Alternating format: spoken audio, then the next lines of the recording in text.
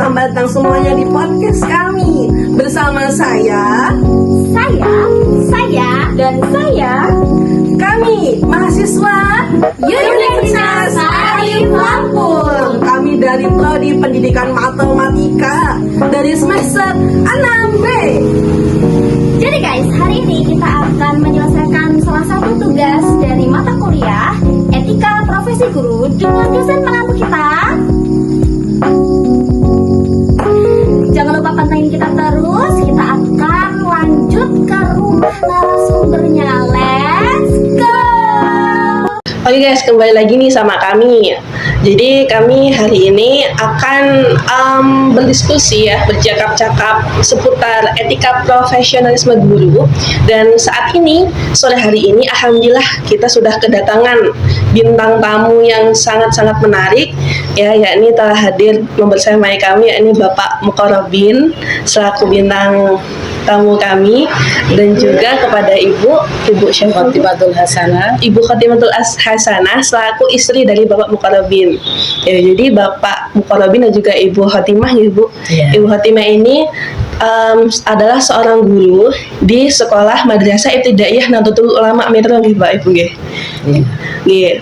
Sebelumnya izin Bapak Ibu, karena kami berterima kasih telah meluangkan waktunya untuk kami pada sore hari ini untuk dapat berdiskusi dan untuk mengerjakan tugas akhir kami, yakni di mata kuliah Etika Profesional.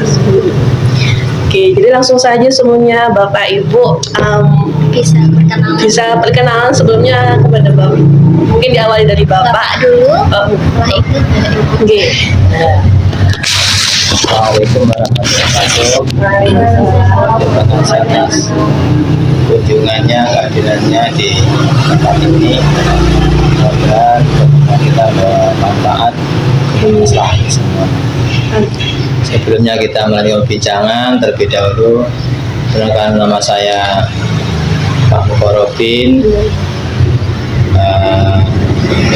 selaku di Madrasah Ibtidaiyah Negeri 2 Metro, kebetulan dipesan sebagai guru kelas 4B. Nah, untuk kaitan dengan pembelajaran yang kita jalankan sesuai dengan tema saudari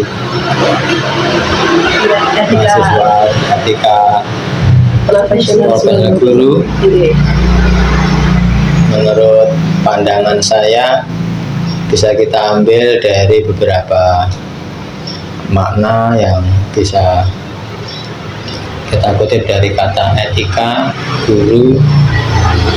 Nah, kalau etika itu kan aturan yang bisa berkembang, mungkin kalau di kelas atau di luar kelas. Nah, guru itu harus punya etika, ataupun dalam bahasa agamanya punya aturan-aturan, kaidah-kaidah yang harus diterapkan, karena guru itu sebagai contoh dalam kehidupan di kelas, harapannya bisa berkembang di masyarakat. Karena guru itu dalam bahasa Jawanya ditiru dan ditiru, maka guru harus punya etika, punya aturan sesuai dengan kaidah-kaidah agama maupun tata tertib yang diatur oleh pemerintah. Karena guru itu mempunyai peran yang sangat penting di sekolah, maka sebagai wakil dari orang tua untuk menjembatani membentuk karakter siswanya, ya maka guru harus mengawali perilaku yang baik agar nanti anak-anak ataupun siswa bisa mencontohnya. Nah, itu guru ini kalau adalah orang yang mempunyai peran memberikan pembelajaran dan pendidikan. Kalau di sekolah, sebenarnya tidak di sekolah saja, tapi memang harus berkembang di mana saja, karena siswa itu melihat kita tidak ada di kelas. Mungkin saat istirahat atau saat bercanda dengan guru-guru yang lainnya, anak-anak kadang-kadang juga mengamati gerak-gerik guru itu. Maka kadang-kadang kalau siswa yang jeli itu, Pak Guru juga seperti itu. Nah, kalau yang ada berarti akun protesnya. maka guru itu harus punya menjadi teladan lah, contoh yang baik sebagaimana adapun Kanjeng Nabi itu, kita harus menjadi suri teladan. Kalau kita itbah pada Nabi, insya Allah nanti peserta didiknya juga menjadi didik yang baik. Tapi kalau gurunya nanti tidak punya etika, ya kemungkinan besar mereka kalau tidak punya filter siswanya, kemudian di rumah tidak dibangun dengan keluarga yang baik, maka siswa nanti akan mengikuti pola tingkah gurunya. Nah, mungkin kelas 1 itu sering mengikuti pola tingkah gurunya kelas 1, tapi kalau udah kelas 4 ke atas itu mereka sudah bisa menyaring, bisa memperhatikan gerak gurunya, walaupun kadang-kadang siswa yang berani itu juga bisa memprotes gurunya karena akhlaknya guru atau guru tidak sejalan dengan pembelajaran yang diinginkan oleh siswa. Itu kaitan dengan guru kalau di era sekarang ini harus mempunyai 2 fungsi, di samping mendidik juga harus mengajar. Kalau sebatas mengajar itu guru ya cukup menyampaikan materi-materi yang ada dalam kurikulum, batasan-batasan yang harus diselesaikan, selesai ya sudah. Tapi kalau mendidik itu harus sampai hati, perilaku siswa itu sesuai dengan agama yang kita anut. Karena intinya belajar itu adalah membentuk karakter siswa, membentuk watak siswa sesuai dengan kaidah-kaidah agama. Sopan santun ini yang penting. Kalau masalah pinter ataupun itu kan sudah diukur oleh Allah, kadar kemampuan otak siswa itu beda-beda. Tapi kalau akhlak itu insya Allah nanti walaupun goblok atau nggak pinter atau pinter, nanti kalau mereka dididik dengan baik semuanya akan baik akhlaknya. Oke, mungkin kita bisa lanjut ke Ibu dulu. Jadi sebelum kita masuk ke pertanyaan, Ibu, kita mau nanya mengenai ini kan udah masuk waktu libur sekolah, Ibu. Kegiatan Ibu selama libur sekolah apa di rumah ataupun ketika di sekolah masih ada kegiatan kah ketika libur ini atau bagaimana? Yang kita yang saat ini ketika libur ini saya karena kemarin pulang dari haji, jadi saya belum istilahnya mempersiapkan sesuatunya karena ada hal lain. Sebenarnya biasanya saya nomor 1 yang saya siapkan adalah sebelum ngajar ini, biasanya sebelumnya udah tak siapin karena kami adalah termasuk ASN. Jadi ASN yang diperbantukan di sekolah swasta. Jadi lengkap semuanya, perangkat belajar. Sebelum itu juga, walaupun saya bukan ASN, sebelumnya juga ini untuk pengalaman saya sebagai guru. Memang dari gadis, dari sebelum saya menjadi pendidikan guru agama itu sudah senang. Jadi masih MTS dulu udah suruh yuk diajarin nyanyi, diajarin apa sama, karena saya tuh ikut kayu saya guru PAI, saya juga ada masuk PAI ya. Terus kan enggak nono, jadi MTS saya udah suruh gantiin guru di SD PAI ya, karena basis saya adalah agama Islam, pendidikan agama Islam. Jadi kan untuk ngaji istilahnya PAI itu pendidikan agama Islam, saya beda alam. Kalau itu sama ini PAI iya, sama profesinya. Sudah berapa lama ya? Saya dari 91. Saya lulus 91 masih gadis ya. Senior sekali. 91 ya? Iya, seolah-olah ya kalau udah masuk ngajar itu ya kadang-kadang nggak bawa apa-apa, udah hampir hafal. Iya, materi di dari tahun 91. Iya, dan itu memang profesi saya, senang gitu saya dengan anak-anak. Belum lahir sampai. Direncanakan aja belum mungkin. Itu saya udah senang dari dulu. Tapi sebenarnya cita-cita saya dulu, saya ditanya cita-cita belum tahu gitu sama bapakku. Tapi karena saya senang dengan lihat anak guru ngajar, terus anak-anak bisa, akhirnya dari awal itu saya udah pengen guru. Bahkan saya kan tadinya Alia di sini PA kan pendidikan dulu ada PGA atau pendidikan guru agama ya negeri. Dulu pernah nggak masuk karena saya telat. Akhirnya saya ke Alia dan sama kakak saya suruh masukkan lagi. Jadi saya dari PGA aja dari awal udah pendidikan guru agama. Dari udah itu PPL saya dengan guru agama. Anak murid saya PPL selama sebulan ikut saya ke sini di Sumberwaring. PPL aja anak-anak semua ke sini. Bahkan satu yang masih nggak lupa saya itu anak yang bisu. Bisu tuh karena saya kan nginep di situ.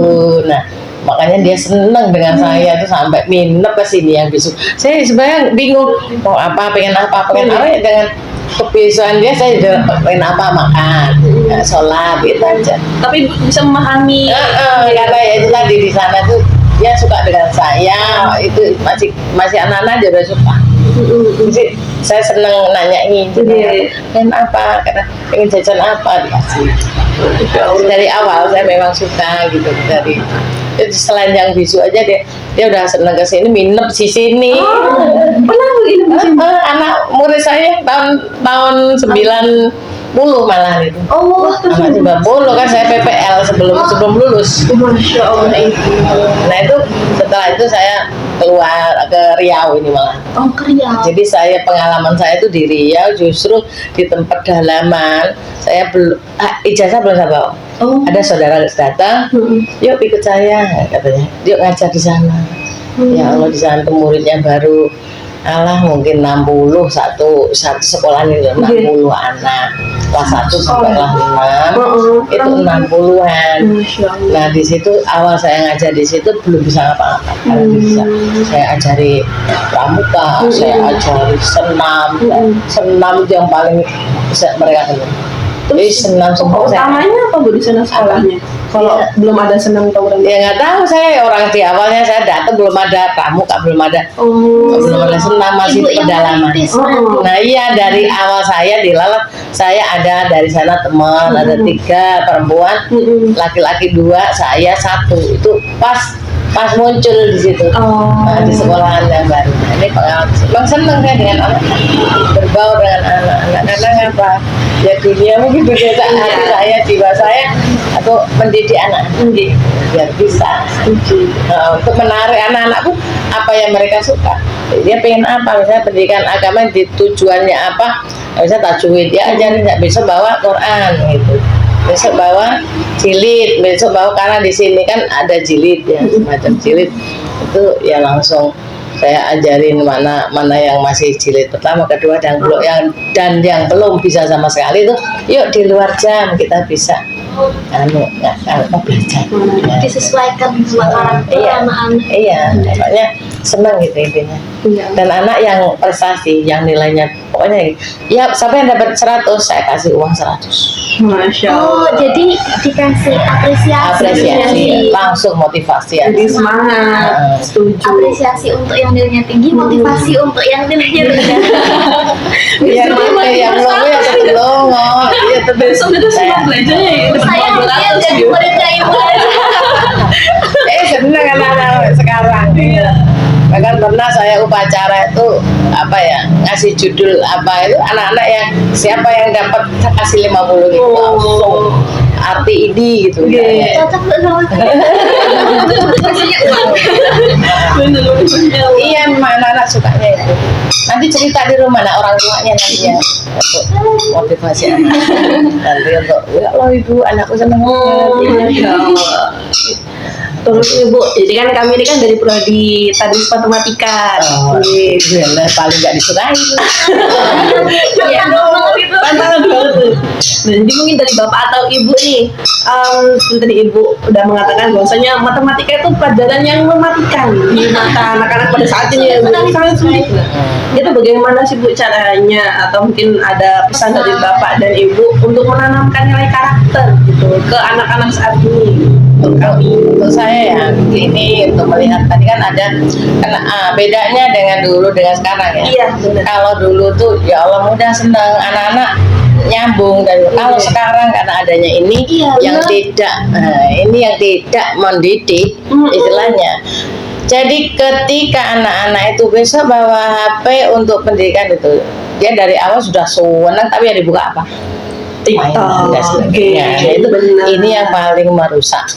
Dan untuk sedikit mungkin 0 kali ya 0,1 mungkin ya mereka datang ini ditutup terus nanti untuk belajar tuh kayaknya nggak ada. Sedikit sekali. 0, saya bilang Udah jadi budaya. yang udah jadi pengalaman. Dan ini apa ya, sebenarnya pemerintah mengharapkan kita harus pakai digital dan sebagainya, tapi kayaknya bagi saya yang ada di lapangan ini itu kurang mendukung untuk anak-anak, karena anak-anak nggak bisa diomongin kan. Setuju.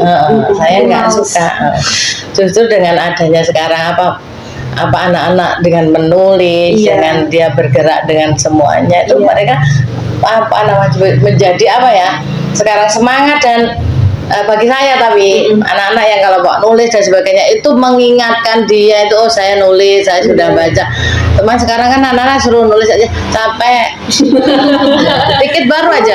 Makanya kalau saya yang langsung menangani anak yang sekarang, tadinya saya kan kepala ya lama banget, baru kemarin sekali sudah apa ya, dengan profesi yang udahlah pokoknya ada generasi ya. Saya baru setengah tahun ini lagi ngajar lagi, tapi saya tetap ngajar di kelas 6 yang kemarin ketika kepala. Tetap ngajar, biasanya nggak lupa dengan anak-anak dan nggak lupa dengan memberikan motivasi kan. Ketika kita belajar pasti kita hasil gitu. Nah anak-anak itu kan kita paralel ya, ada A, B, C, D. Nah saya buatlah satu rangkuman istilahnya. Saya fotokopi. Fotokopian itu saya bagikan kan satu kelas maksimal itu kan 26. Saya cuma buat satu kan, cetek 26 itu. Nanti berpindah sana, pindah sana, pindah sana itu. Nah itu sangat membantu mereka, karena di sekolahan itu sekarang itu Quran buku paketnya itu nggak ada. Kalau nggak apa ya, kalau dulu kan ada bos buku. Sekarang tidak ada mungkin berapa persen hanya gurunya. Mereka kemarin saya punya usulan untuk kepala, karena sekarang ini anak-anak butuh buku itu ya. Itu makanya saya siasati sendiri tadi ketika nggak ada buku dan saya sendiri yang fotokopi. Saya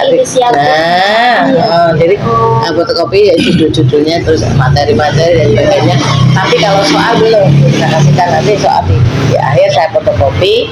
Nanti kita buat apa namanya ya bang soal, terus anak-anak kasih soal dan sebagainya. Nah itu cara saya yang untuk saat ini menghadapi anak-anak yang males Di era saat ini. Sekarang harus turun. Dan HP itu bukan suatu alat yang membantu sekarang. Virus Itu kan. virus. Bener. Jadi memang Jadi mohon. sebagai guru di sekolah tuh kita kesulitan ya Bu dengan kecanduan itu. Iya, Jadi makanya nggak juga susah diomongin. harus diberi pemberitahuan juga ke orang tua juga. Iya, kalau orang tua kalau menurut saya saat ini juga kalah dengan anak. Benar. Setuju. Anak yang pada pintar ngomong. Lah karena ini tadi Iya. pintar ngomong, pintar apa, makanya saya bagaimana cara untuk menyiasati anak ini supaya tidak banyak ini kan kita sudah siap, guru itu harus siap. Nah, itu. Oh, dari pandangan Bapak nih, kira-kira Pak, langsung aja. Apa sih Pak pesan dan nasihat untuk kami nih, mahasiswa calon guru nantinya? Seperti Bapak dan Yang Ibu. matematika lupa ya. Itu juga Kaitannya masukkan Pak. kita mengajar umum matematik, kalau saya kan guru kelas. Bisa. Jadi kan kadang-kadang materi PKN atau Pancasila sekarang ini atau IPS, kalau dulu IPS, sekarang kan IPAS itu. Iya. Antara IPA dengan IPA dipadukan. Iya. Nah, kaitannya dengan pembelajaran agama, walaupun megang matematik, ya kita harus bisa menanamkan apa itu. Misalnya untuk angka 1 kita menanamkan ketawitan, kita harus pas mengaji apa itu belajar agama ya kita kenalkan hitung-hitungan. Hanya ayat 1 ayat 2 itu kan anak-anak harus dikenalkan angka-angka, itu kan misalnya untuk mengenalkan sekalian pembelajaran itu menghitung, tapi kita mengenalkan huruf Arab juga apa namanya sekali kita bisa menangkan kepada anak-anak itu terkait dengan belajar agama. Maka walaupun guru matematik, kita harus bisa memasukkan materi agama itu di sela-sela jam-jam tertentu. Maksudnya saat 2 menit atau 2 menit atau 3 menit, atau pas kita menerangkan hitung-hitungan. Nah, kita kenalkan mungkin tentang rukun sholat atau rukun Islam. Nah, itu kan maka ada angka-angka itu kita kenalkan, masukkan di situ. Jadi kita selipkan lah, walaupun kita guru umum maksudnya. Nah, misalnya ngajar IPA tentang alam, ya kita kenalkan tentang kekuasaan Allah, bahwa bumi seisinya itu kan ciptaan Allah. Nah, maka walaupun kita sebagai guru umum, maka kita harus bisa menerangkan agama di dalamnya dan belajar itu. Kalau saya seperti itu yang saya alami di kelas-kelas. Misalnya kan menerangkan bumi ataupun Mars gitu kan, kalau IPA-nya itu. Nah, kita masukkan di sana bahwa itu bintang-bintang di angkasa itu kan ciptaan Allah. Maka itu yang saya maksud itu sebagai guru umum harus bisa menerangkan agama di dalamnya. Maka kan sekarang ini guru-guru umum dituntut kalau pemerintah itu bisa memadukan masukkan materi agama di dalamnya. Nah, kalau kaitannya dengan kendala-kendala sekarang ini, yaitu karena siswa itu sekarang sudah pinter main HP daripada gurunya. Saya kalau main HP dengan siswa ke tempat kalah, saya dengan IT kalah. Maka guru itu juga harus tidak boleh ketinggalan, terkait dengan IT. Kalau saya yang imbangi aja, seperlunya siswa, seperlunya yang kita perlukan. Ya kan, kita buka anak-anak kalau yang suruh bawa HP, buka nanti di surat Anas dilihat, dihafalkan. Maka saya suruh menghafalkan lewat HP itu. Nanti kasih waktu, misalnya 10 menit, 3 menit, ataupun 15 menit, mana yang hafal duluan, nanti kita kasih reward ataupun hadiah sesuai dengan biar anak itu semangat. Kemarin kalau di kelas saya itu, siapa yang hafal duluan 30 surat, ya juz 30 itu 30 surat, saya kasih 100.000. Nah, jadi ada 3 anak, alhamdulillah. Jadi orang tuanya juga senang.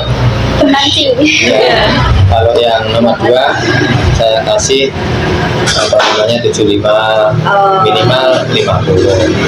Yaitu uang dari kita sendiri, guru sendiri. Jadi tidak melibatkan kepala madrasah.